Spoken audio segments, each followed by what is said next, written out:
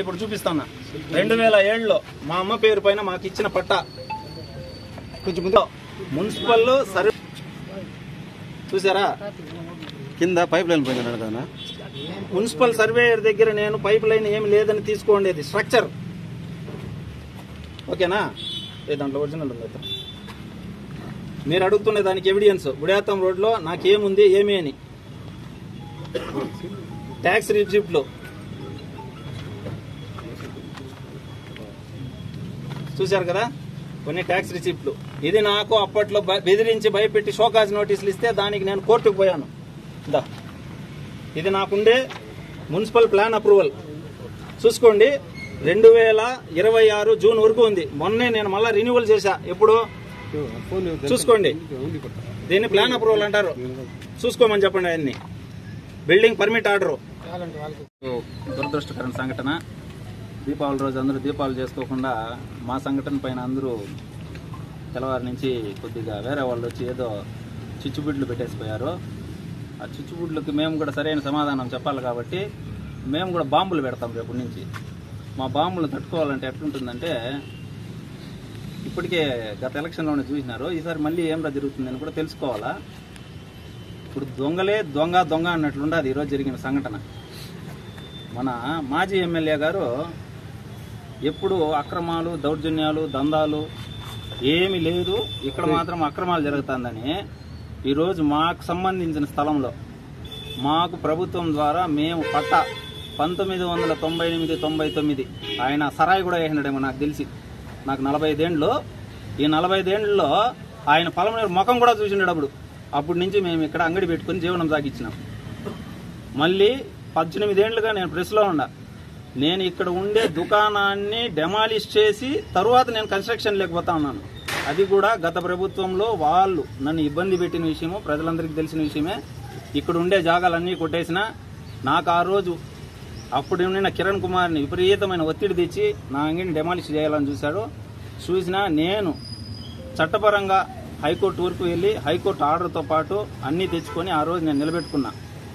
ఇప్పుడు మళ్ళీ అక్రమంగా నిర్మిస్తా ఉన్నారు అనే వాదన చేసి ఈరోజు పెద్ద హంగామా చేసి ఆయన ప్రచార ఆర్భాటం కోసం ఇంకేమి లేదు కాబట్టి ఎప్పుడో ఒక రోజు వస్తే ఏదో ఒకటి చేయాలా, ఆయన మీడియాలో రావాలా, దీనికోసం ఆయనకు ఒక సాకు దొరకాల. అందుకని కొంత చెంచాగాళ్ళని కొంతమందిని వేసుకొని ఇక్కడ వచ్చి హంగామా చేసి అక్రమంగా అనేసి దీన్ని డెమాలిష్ చేసేకి ఇది వచ్చినాడు.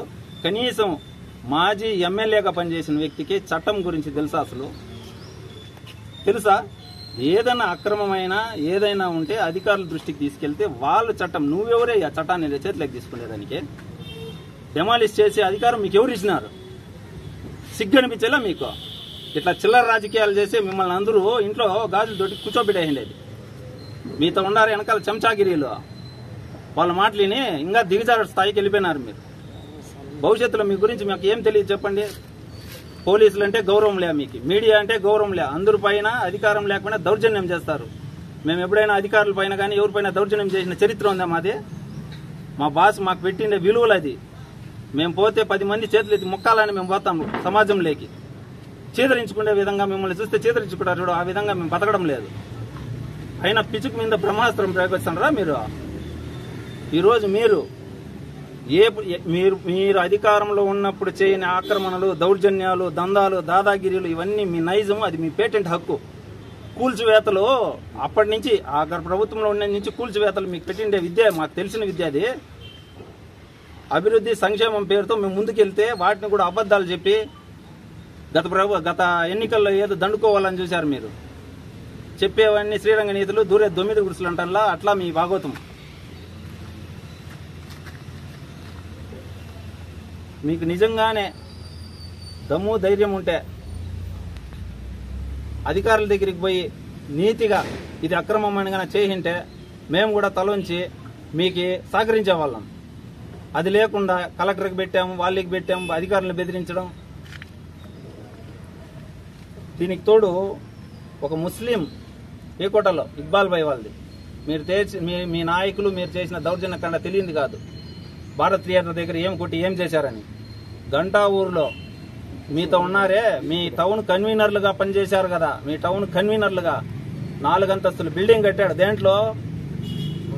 గవర్నమెంట్ ప్రభుత్వ స్థలంలో రస్తాలో కట్టాడు. అది ఎవరికి తెలియదు, అందరికీ తెలిసిన విషయమే. ఇంకొక కౌన్సిలరు ప్రభుత్వ స్కూల్ స్థలంలో గడ్డూరులో చూపించమంటారు ఎవిడెన్స్ లో. విఆర్ఓ పోయి అడ్డుకుంటే కూడా గత ప్రభుత్వంలో విఆర్ఓను కూడా లెక్క చేయకుండా కనీసం మాకు అధికారులు 2 రోజులు ఆపమంటే నేను పనులు ఆపాను. అయినా మీరు గతంలో ఆపిండే చరిత్ర కూడా చేస్తానే పోయారు పనులు.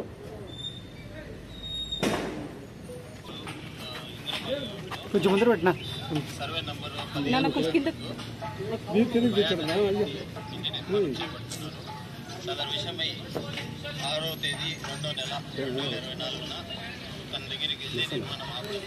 ఊర్లో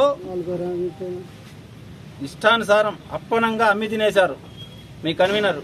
ఇప్పుడు ప్రస్తుతం ఉండే కన్వీనర్ కాడి నుంచి అందరూ అక్రమ లేఅవుట్లేసి 80 అడుగుల రోడ్లు ఉంటే ఆ రోడ్లంతా ఆక్రమించి పట్టాలు అన్యాయంగా అమాయకుల్ని డబ్బులు తీసుకొని వాటిని రిజిస్ట్రేషన్లు చేయకుండా ఏమేమి చేశారనేది మా దగ్గర ఉంది. ఇకపోతే మీకు సంబంధించి వీకోటలో ఇక్కడ పేర్నంబోట్ రోడ్ దుర్గానగర్లో మీ స్నేహితుడికి సంబంధించింది కానీ, పాపేపల్లి లేఅవుట్లో కానీ, దొడ్డిపల్లి దగ్గర మీ ఎంపీడీసీకి సంబంధించింది కానీ, రాజపేట రోడ్లో మీరు చేయండి ఆక్రమణలు కానీ, ఇవన్నీ మాకు తెలియంది కాదు. కానీ మాకు తెలిసినా మేము విజ్ఞతతో ఎంతవరకు ప్రజలకు సేవ చేయాలనే ఒకే దృక్పథంతో పనిచేస్తున్నాం తప్పితే పనికిరాని ఆ విషయాలు ఈ విషయాలకి మేము ఎప్పుడు పోలేదు. కానీ మీరు వచ్చారు కాబట్టి మేము ఏమని రేపు నుంచి చూపిస్తాము. దానికి మీరు కూడా సిద్ధంగా ఉండాలని నేను ఈ విధంగా సవాల్ విసురుతున్నాను మీకు.